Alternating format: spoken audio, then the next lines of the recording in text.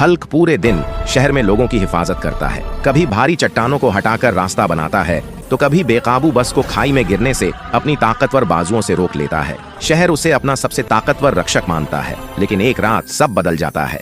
जब थका हुआ हल्क अपनी गुप्त गुफा में गहरी नींद में सो रहा होता है, तभी एक कपटी वैज्ञानिक डॉक्टर वेनम उसके ठिकाने पर चुपके से आता है और हल्क के शरीर से उसकी गामा एनर्जी का एक बड़ा हिस्सा चुरा लेता है। उस चोरी की हुई गामा एनर्जी और डार्क मैटर का इस्तेमाल करके वह एक भयानक डार्क पॉइजन हल्क तैयार कर लेता है, जिसके शरीर से जहरीला काला धुआं और हरी आग निकलती है। अगली सुबह शहर में कोहराम मच जाता है। लोग देखते हैं कि वही डार्क हल्क पार्कों को उजाड़ रहा है, सड़कों पर गाड़ियां फेंक रहा है और इमारतों को तोड़ रहा है। लोग दहशत में आ जाते हैं। हल्क अब लोगों की नजरों में विलेन बन चुका है। जब असली हल्क बाहर निकलता है तो लोग उस पर चिल्लाने लगते हैं, धोखेबाज हल्क, निकल जाओ हमारे शहर से, हमें तुम्हारी सच्चाई पता चल गई है।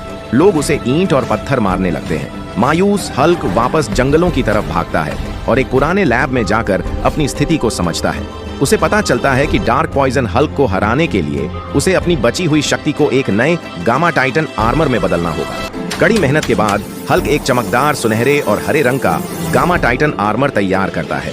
जैसे ही वह यह कवच पहनता है, धरती कांपने लगती है और उसकी ताकत दोगुनी हो जाती है। वह डार्क पॉइजन हल्क से भिड़ने के लिए शहर के बीचों बीच पहुंचता है। उधर डॉक्टर वेनम भी अपने डार्क हल्क के साथ तैयार था। दोनों के बीच भयंकर टक्कर होती है।